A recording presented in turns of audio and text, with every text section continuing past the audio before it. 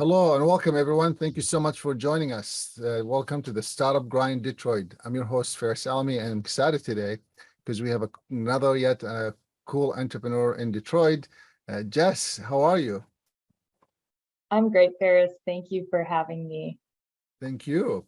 And for those who are not familiar with Startup Grind, it's an international platform to highlight the journey of entrepreneurs. Each chapter is run by individuals like me, volunteers, and we're really always excited to interview and have a side chat with awesome entrepreneurs that are local, sometimes international, depending on what we're trying to do. And this month is really looking at the journey of entrepreneurship and what does it look like and how does it feel. So Jess, you've been at this for a long time.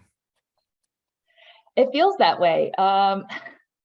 Yeah, 2016 is when we launched our first collection. Technically, we incorporated at the end of 2015. So yes, a long time. And the business has changed a lot since we first started. Great. Well, let's take a step back. I mean, I think many people may, it'll be nice for them to hear, first of all, what is it that you do? And who's Jess and how did and we'll let's just start there. Let's just start. What is it that you do and who's Jess? Sure. So I am the co-founder and CEO of Not Sorry Goods. We are a sustainable and inclusive retailer brand based out of Ferndale, Michigan, so Metro Detroit area. We have a flagship store and we specialize in upcycled clothing, vintage clothing and accessories, small batch artisanal gifts and goods from local artists and artists around the country. We also offer embroidery services, screen printing services, and some vintage curation as well. That's awesome. Yeah. So a little bit about me and my background. I am originally from South Florida. I went to the University of Miami. I studied public relations and marketing with a minor in entertainment and music business. And I still do some of that on the side. I actually DJ and run a record label for fun. And so part of what brought me up here was love. I met my partner DJing in Miami. We moved up here for a job opportunity he had. And we've been here for about 10 years. I knew when I was going to move to Detroit that one of the things I wanted to do for my personal and professional life is start some sort of business. I wasn't sure exactly what that was going to be, but I knew it wanted to be creative. And I've always been into fashion. My background also is in design. So one of my first jobs was making graphics and designs for the university's gym. And in high school, actually, my first job was retail. So I've kind of always been in this space. I just never thought I'd make a business out of it. But looking back, all of these things I did actually really helped me in my entrepreneurial journey. So moving here, I actually went back into the retail space initially when I moved up here. I was more focused on my career at that point. So I did retail for a couple years, and then I landed a job with the Chamber of Commerce in Troy. And I started there as the marketing specialist and worked my way to the director of marketing and communications. And that was the last official position I held before I jumped ship and went full time with Not Sorry. I actually started the company while I was with the Chamber of Commerce, and it was just a great foundation for the business because I had access to accountants and lawyers and all of these resources that could help me start this business and support my endeavor with just technical assistance or advice, and then also just learning how to network and to grow your network and the importance of it, and how to do business with other people was just such a profound experience learning all of that. I had an awesome boss, and he's gone on to do great things. He's actually the director of the MVCA now. So a really good person to know. But yeah, I loved that job, and it was bittersweet leaving, but the business by that point had been alive for a few years, 2 years, and we were kind of at the point where if we really wanted to take this seriously, it needed to be a full-time and really go for it. So I planned for that. I, made sure I was ready for that transition. And as much as I prepared, you're never ready. It was definitely a challenge to adjust and going from a 9-to-5 routine and everything kind of booked. You kind of get to make your schedule and figure out what your life looks like. And that's, no one teaches you how to do that. It is not, it's challenge, but it's also really exciting. So yeah, flash forward, it's been 4 years since I stepped down from that position. And in that time, we have, we've grown a lot. When I left, we were just starting to do our semi-permanent pop-up space at the Rust Belt Market, which is this amazing artist market that is in Metro Detroit, and it's only open on the weekends, but it is a kind of a staple. It's, people know about it. People travel from around the state and the region to come check this place out. So we were there, and we were there for 3 years and just developed a really strong customer base in that area. And so down the street, there was a store that had been vacant for a couple years. And I'd say 2020, beginning of 2021 is when my business partner and I really realized, okay, I think it's time. We can do this. This space has been open for a while. And, then we just said, we got to go for it. This is it. Especially once with the pandemic and everything, I think we realized, life's short, like, go for it. And so that's where we're at today. We're about to celebrate 1 year of the store being opened. And in that time, we've gone from, starting with cut and sew manufacturing, which is what we started as, and now we're a retailer and we're carrying other brands, and we're really trying to champion voices that have traditionally been left unheard. And so that's part of the Not Sorry brand, and what we stand for is we are founded on the idea that you should never apologize for being yourself. And so that is kind of the driver of everything we do. And I keep saying we because I do have a business partner, and we actually, she was one of the first people I met when I moved up here. We met kickboxing, actually.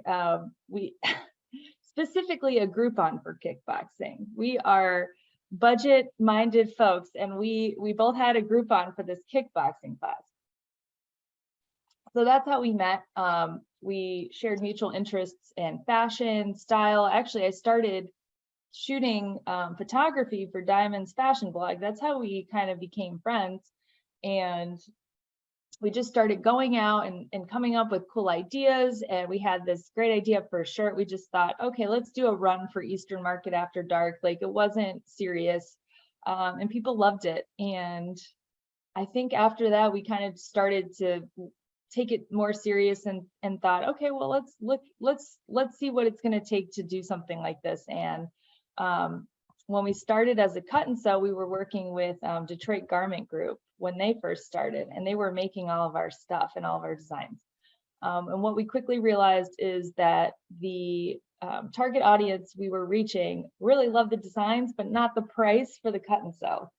So actually, right around the time we got into the Techtown Retail Bootcamp program, which is where I met Ferris, is when we pivoted the business and decided to change this business model and step back from cut and sew and look at putting our designs on something that was a little bit more accessible. And consecutively with that, the research that we had been doing just on the fashion industry motivated us to seek alternatives, because we did not want to be part of this growing fashion pollution problem. Diamond and I have always been lifelong thrifters. We have a passion for it, especially as a Latinx person. You know, my family, part of my family is from Cuba, and so you learn to just be resourceful and like to mend and repair and keep things in pristine condition. And so I've always been taught that. And so and Diamond kind of the same way with her background. And we both had family members who sewed. Actually, my Italian side of the family, they were both seamstresses for Bergdorf Goodman, and that's how they met in New York City back in the early 1900s. So just really cool history for both of us on sewing and fashion. And I think that also kind of motivated us a little bit too, and kind of is like our Northern Star, you know, just like that we have this connection and it's ancestral, and it's really cool. So all of that combined together, we decided to shift to thrifting. And so, yeah, a lot of our clothing now is upcycled. And when we first started, that was kind of a trendy term. We weren't, you know, it was gaining traction. And I think now it is more well known, like what upcycling is. But just for the sake of the conversation, upcycling is basically when you are recycling, but you're enhancing it. So you're actually elevating the item that you are reusing. And so that's what we really feel we're doing, is we're giving a second life to these clothes. And we're making them into something entirely new in a lot of cases. So our goal is to be one of the leading inclusive and sustainable retailers in the Midwest region, ultimately in the country. And really part of that is just helping folks get educated on how they can reimagine their clothes, what that looks like, and really starting to think differently about their wardrobe and how they can reuse and modify stuff. So it is like a completely different mindset shift, but we don't really have a choice. There's just so many clothes. They're not going anywhere. People are still making more clothes. So we see this is not a problem that's going away. So yeah, it's a huge force for us, and it's what compels us to keep doing this. And I love vintage clothes. I think that there's just a history behind each piece, and it tells a story, and I think it's so personal. And I mean, that's part of the reason I love it. And my job is so cool because I get to meet all kinds of amazing people, and no 2 days are the same. And yeah, I get to live out who I am and express it to my full capacity. And I could not ask for, you know, anything better. There's so much to unfold, and I intentionally said that to you initially of the long time because, you know, a lot of times, you know, you only think about your journey from the moment that, in your mind at least, you opened up, which is a year ago. Right. But my perspective is since 2000, even before 16, just your whole journey of life, getting to even the stage to understand. And, you know, for someone who's young like you, right, it's what, 1/3 of your life now, 7, 8 years of Yeah. doing this. So it's a long time. It's a journey, right? And I think one of the things I'd like to highlight during the discussion with the startup grind is really that the whole idea of this grinding, that it's a process. You might have thought of different ideas, it evolved, you've touched different things, you meet these, you know, you met Diamond, you met your husband, you know, all these partner, you meet all these different things that you see, and then it really all, I'm going to call it, build up to Yeah. where you are now. And although, you know, the media maybe or the newspaper might only talk about you since you opened, because that's what they're Right. interested in. The reality is that as an entrepreneur, supporting another entrepreneur, it's really a journey, and it's a long time journey. And especially, Absolutely. go ahead. No, I mean, one thing I didn't really mention was, you know, how I jumped into this space, you know, and there's a lot of behind the scenes work that doesn't get really discussed, you know. So we started the business, and Diamond and I were both running, working full time. I was at the chamber. I mean, after work, I was meeting with her. We were doing sketches. We were sewing. I actually went to tech shop, and when they were open, it was this really cool space where you could basically pay for a membership, take a class in whatever machine you wanted to learn, and then you could go and use the machine as much as you wanted. That's where I learned how to embroider. I got a membership there. I would drive to tech shop after work every day to use that machine and make product. I would be there until they closed a lot of days. And so, I mean, it really is about having we had second full-time jobs, and we didn't really talk about it. But if you want it, if you want to make things work, if you want to make a business work, you got to work on it. And ideally not during your normal job. So, yeah, we took the steps to learn what we needed to learn to get into this space. So we don't really have, the traditional fashion design background. Both of us worked in retail for a combined like 15 years experience. Me personally, I worked in retail spaces for about 8 years, and that that definitely helped a lot with what we're doing now, opening a store. I already had the metric spreadsheet of the numbers I needed for daily sales, and for the daily metrics that I needed to collect at the store. I already had all of that stuff for my old job. Chamber, same thing. I had all of these, I had tools like how to send engaging newsletters to your clients and stuff like that. So just all these little things really help. But a lot of what you don't see, or what I don't talk about, is really what makes the business. And yeah, a lot of that was just late nights after work, working on stuff to propel it to a point where I could say, this makes sense. I need to, it makes sense to quit my full-time salary position to go after this. You got to be a little crazy to do that too. Thank you for that, because I was, the first thing I was to go back is say what, the whole process of you leaving such a, I'm going to call stable, structured job and groups of people, right? Because, the chambers kinds of different businesses, and a lot of times they're sponsored by these larger institutions beyond the small and medium businesses. A lot of times they're sponsored by, large institutions that are really, for the most part, very stable, very structured. Walk me through that. What went through your mind? How did you think through it? What, when did you decide to stamp? And I know you said a couple of times you stamped to jump ship, but Yeah. I had been thinking about it for a while. It was not overnight. I needed to get some things in order. I needed to make sure that if I couldn't pay myself through the business, that I had some sort of money to like pay for stuff. But also, I'm really fortunate. I have a very supportive partner who has a stable job.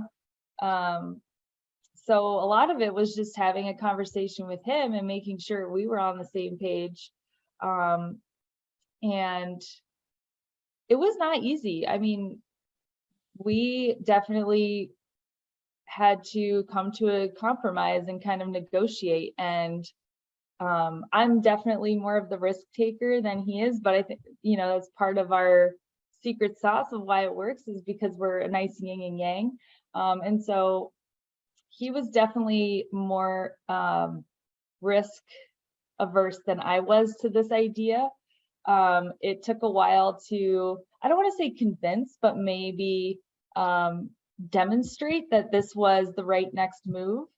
And so, yeah, we had to compromise, and I kind of had put together some metrics like, okay, if by 6 months I'm not here, this is kind of, what I need to do. If I'm not doing this by 12 months, this is what I need to do. And then, yeah, before that, I basically saved a lot of money too, so that I could make sure that there was some cushion there. And then I also felt that the position I was in at the chamber, because it's a small team and I was basically the whole marketing department, I didn't want to just jump ship on that either. So I actually gave a 3-month resignation letter. And so I gave them 3 months to replace me, for me to hire and train them, and for us to like make sure that I could put together a pretty comprehensive marketing book of everything I do for the next person. So I'm a planner. I definitely seem like very fun and, you know, pie in the sky, but I'm a planner. I am very strategic about the moves I make. And it does seem like, you know, it might seem overnight, but there was about 10 months of work and planning and strategy that went behind that. And I think what finally just like made the light bulb go off was, yeah, we were just getting opportunities we had to turn down because we weren't available. And I just realized that that was it. We needed to be available. We needed to just, you know, there were going to be more opportunities, and I just didn't want to miss them. And it just reaffirmed, like, this is why I moved up here. This is part of my journey. Like, this is what I've meant to do, is like, I've always wanted to start a creative business.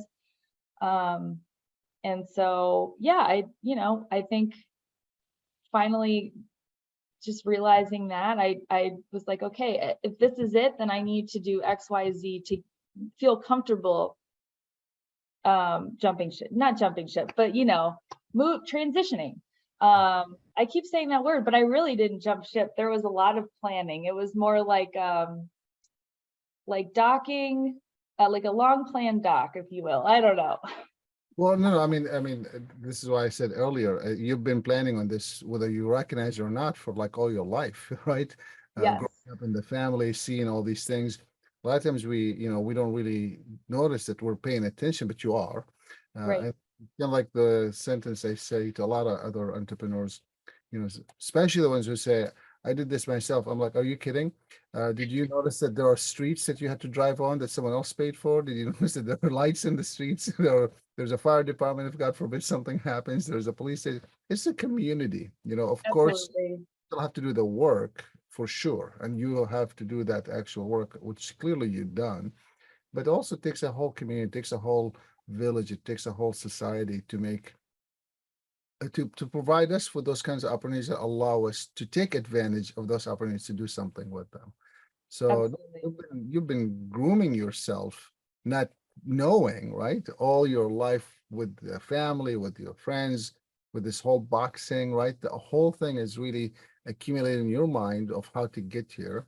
And sure, I think I love what you said about 3 months notice, because I think that's usually a good mindset to be able to do that versus, the 30 days or 2 weeks that is the bare minimum required.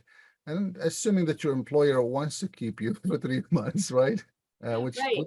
you did. So that was brilliant. So I'm curious, you said something that I think a lot of entrepreneurs could be intrigued by. I'm intrigued by it. You said you saved some money knowing that you want to do this. Two Yes. things. How long, how much time, how much money did you save? Not necessarily the dollar amount, but for how much period of time? And Sure. then the second is, did it really work out that way, or did something change, and how did you handle it? So I saved about 6 months worth of money. Okay. Um, To pay your bills, you and mean, right? yes, yes. I mean, and like I said, I have a partner who also is very successful and has a steady job. So I might be in a slightly different boat than some folks. So it was more to pay my bills and, yeah, make sure a little bit of rainy day situation too. But really it was like, okay, this is 6 months. And my goal was to basically I knew I wasn't going to supplement that income right away, but to at least supplement it enough that it was covering my personal expenses by 6 months. That was my goal. And we did it in less time. I think it took us 4 months. So like that was really it was a big moment because it was like I wasn't, you're not sure. You think you know, but to actually do it, it was like, wow, okay, we're doing it. And it was a big confidence booster. It really was. And I think that was a big shift for me too, was like, okay, I'm full blown entrepreneur. Like this is not, a side hustle anymore. This is it. So it really gave me the confidence I needed to kind of step into that CEO role and fill those shoes and start thinking about everything a little, as a little bit differently, a little bit more like this is it. Like this is my full-time job. And yeah, it was really rewarding. And so yeah, now I'm paying myself a lot more than I was then. So that's great. I'm obviously still not at my salaried level, but you know what? It doesn't matter. It's not about the money, it really isn't. If it was about the money, I wouldn't be an entrepreneur. But I love this. I love what I do. I love every day. And actually I love making money for other people. So like when we get to sell other people's stuff and they get to realize like they have a product people like and want, like it's that they kind of get that feeling, like maybe I could do this full time, maybe I can, and that's so important, especially for creative people. That I feel like we're really we undervalue ourselves. I can't tell you how many times artists try and like undervalue their work or give me a discount. And I have to tell them no, like no, what is your rate? Don't give me a discount, and it's I don't know why we're all like that, but gosh, we need some sort of class or workshop on that, because it really hurts the community, like when you just undervalue yourself. And so I'm really learning to make sure people know you put work into this, and it's taken me a long time to get there too, so I get it. But your time is the most valuable thing you have. So you can't sell yourself short. That's powerful. Yeah, I mean, I think the whole discounting your price, especially for when you're working with another um, person, it seems like a trend for a lot of entrepreneurs, especially in the communities that I think that we work in, underserved, unrepresented, or minority groups. That seems to be like, our approach to life in general. Yeah, Google. So therefore, you think if you're giving it to someone else, you're supporting them, but really you hurting them and you, yeah, because you can't stay sustainable, then neither one could be around to right. keep doing the work that you're doing now. So it's a process. I think we just have to, probably need a lot of training on, a lot of education, a lot of exposure. And Yeah, to your point, a lot of boostings, right? Like once you've got that little, although I understand that you're not where you want to be financially, once you felt like it's moving in the right directions, it gave you that little boost to say, just keep on moving forward. And I think that's also helpful. yeah, absolutely. I even though I'm not like making the same I was at the chamber, that's fine, because I'm my own boss. I get to decide what I do. If I want to shut my store down for a week, like we did for 4th of July, we can do that. If I want to take an extra long vacation, if I want to take a day off, if I want to throw a party for our customers, like I'm a very independent person. I consider myself someone who, that's kind of like something that I've always just held near and dear, is just the independence to do whatever I want. And so that's another driving force. Just being my own boss has always been something that has been very attractive to me. And it's the most rewarding thing. It really is. And it teaches discipline. It really does. To be able to be your own boss, it's like the most disciplined thing you can do. And you have to be very self-aware and real with yourself and keep yourself in check. No one else is going to do that for you. And it's just helped me grow so much as a person. And I'm a better human being for it. Love it. So I want to go through a couple of things because clearly there's just so much to unfold, honestly, Jess, but we need to just make sure that we're staying to the time period. Otherwise, we'll be here for the next 2 days. With Diamond, I love the story of how you met. Many people struggle to find partners, and when they do find partners, sometimes, not all, but sometimes the partnership doesn't work out, or they might have, disagreements. I would love to hear just a little bit about, and maybe we should have had Diamond here, maybe for the next one. Yes. What are some of those, challenges that you guys might have faced as a dual co-founders, and what are some of the places where you felt if it wasn't for the partnership, you probably wouldn't be here? Oh, I mean, in general, I don't think we would be here without each other. Yeah, it's crazy because we didn't know each other that long before we started the business, but I think that actually was to our benefit. Because I think if you know someone for a long time, like it's easy to like, oh, I don't want to hurt our friendship. Like, I don't want to say something like, what if it ruins our 10-year-long friendship or whatever? And because we were both, like kind of new to each other, I think we were able to just speak more frank and like, I don't know, we were like not gonna let each other get away with stuff, I guess. I don't know.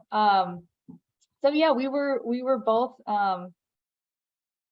took it really seriously. And I think that was one thing that, at least for me, I think for her too, we realized, okay, I found someone who's working as hard as me, and someone who is, responsive, accountable, respectful, and honest. And I just right away just had this intuition, and I think she did too, like, okay, this person's on my level. I don't feel like I'm carrying the weight. I feel like there's a division of labor and duties here that is playing to our strengths, but also like collaborative. And that was really, it was the first time in my life that I had met someone that I felt like I could run a business with them. And yeah, I don't know, it was like this gut instinct. I can't describe it, but then she kept showing up, she kept doing the work, and just her approach too, like, so she's analytical and I'm more expressive, so it works too, because I'm like the talker and she's more of the listener. And so as we've, grown our relationship, I've learned that I kind of need to shut up so that she can say what she needs to say. But yeah, I think at get-go, it was a gut instinct, and then just we were accountable to each other, and we kept showing up, and just realized like, okay, we're both in this as serious as each other. And so that really just motivated us to keep going.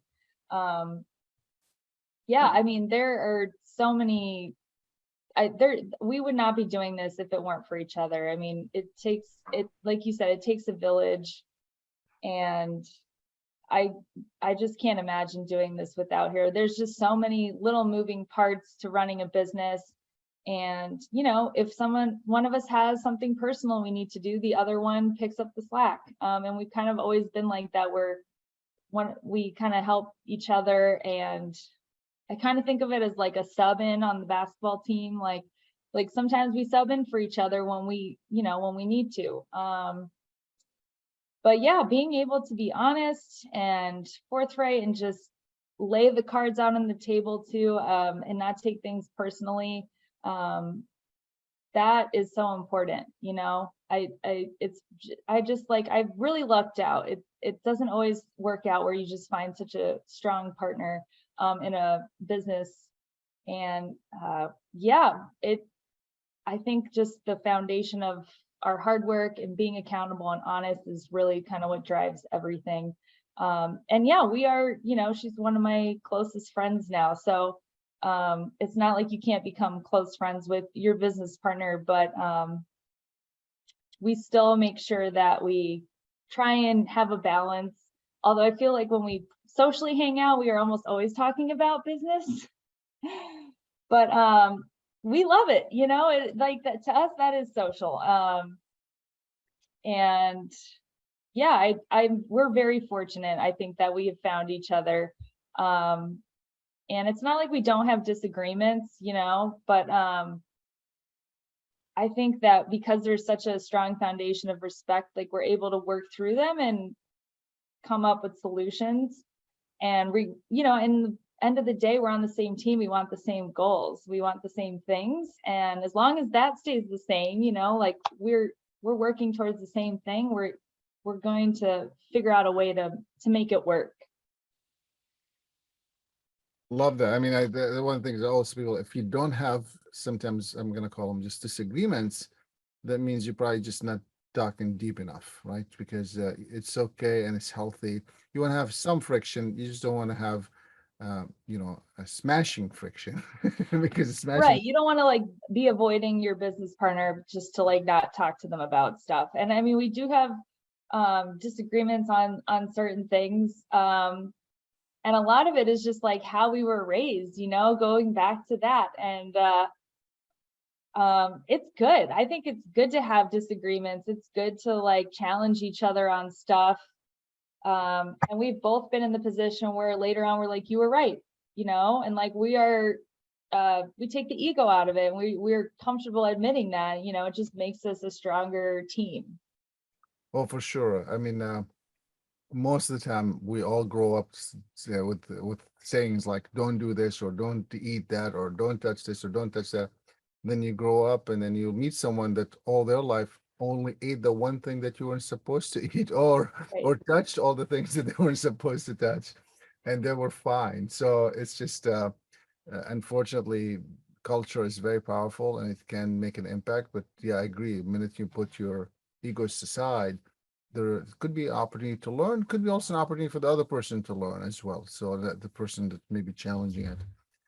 Well, I there's just, I want to go back and dig, but I feel like I also want to be respectful to keep you going. So I'd love to maybe ask you just a few more closing questions. Looking back at the journey that you've taken, and maybe look, we can call it since 2015-ish, right? The last 7 years. If you were to go back and tell yourself 7 years ago something, not necessarily that you would listen, Jess, right? Because you're in a different mindset, right? You have grown, you've learned so much. But if you were to go back and say it, because I believe that the more we say it, the more someone will catch it. If I say it today, you say it tomorrow, someone else say it the day after, hoping that someone captures it a little earlier, that hopefully the less challenges the other person may face or the better opportunities they may have. I don't know. You said a couple of things that I think I would love for people to learn from, such as you networked, through the chamber. The chamber was a great, place for you to see how things work and how things, and what you should or shouldn't be doing. So you go back 7 years ago and you say, "Hey, Jess, listen to this." What would you say? Hmm. Uh, I would probably say don't overthink it too much. That's a big one for me. Um, I would probably say,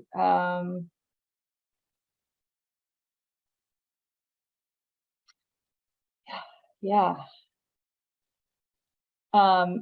don't sacrifice like your personal well-being for the business. I think that's one that like grinding is great, but it shouldn't be at the expense of your personal well-being. And for a long time it was for me, and I just kind of had convinced myself that like the business was like the most important thing in the world, and it's not. You are. And yeah, I just like wasn't showing up the way I needed to because like I wasn't taking care of myself. And so This year, I have really made an effort to take care of myself. And I see such a difference in how I handle stress, how I, make decisions, my memory, like everything. And so for me, what that means is, I think it's different for everyone, but for me, it means exercising. It is for me so important. It helps me stay mentally fresh. I think, getting enough sleep too, making sure you're resting your mind. And meditating, actually has really helped me a lot. So yeah, it's fun to like talk about like the hustle and stuff, but if you're not taking care of yourself, it's just not sustainable. And so that's one thing I would tell myself. And then I think also just, like use your resources to the absolute maximum. Reach out to that person that you haven't talked to in a few years and just talk. If you need something, it's okay to ask for things. I think for a long time I was like afraid, not afraid, but like felt like I was burdening people to ask for things, but like everyone wants to help you, you just have to ask. So don't be afraid to ask for things. That is so important, and you won't get anywhere unless you ask, and almost always they say yes. So that's a huge one too. And then I think like taking advantage of SBA and SBDC and like all the resources that are available to you, not even nationally, but locally, right away. I felt like I was kind of on top of that, but now there's just, I just feel like there's a lot more that is out there, and now I'm kind of tapped into it and like, okay, there's all these opportunities we could go after. Do that from the get-go, because those people are there to help you to avoid mistakes. And I think we could have avoided some things early on if we had tapped into that stuff a little sooner. Cool. Love it. So don't complicate it. Take care of yourself. It's beyond the business is, it's not you only, and you're not the only business. Yep. Ask for help. Ask for help. Beautiful. Thank you so much, Jess. Thank Appreciate you. the time and appreciate you being here. Appreciate also your insights and being open and sharing such wonderful insights. Thanks for having me. That was great. Yeah, those who are listening. I'm like, oh, I have done some stuff. Okay. It helps to take time to reflect, right? It does. Yes, I would say that's another point, is make sure you have moments of reflection, especially when you feel like everything's going awful. Like just say, where was I a year ago? Like, where was I 2 years ago? It always puts things into perspective. Mm-hmm. Yeah, thank you for that. For those who are listening or watching us, thank you so much for being with us. This is Startup Grind Detroit. I'm your host, Faris Almi. Until the next time, have a good day.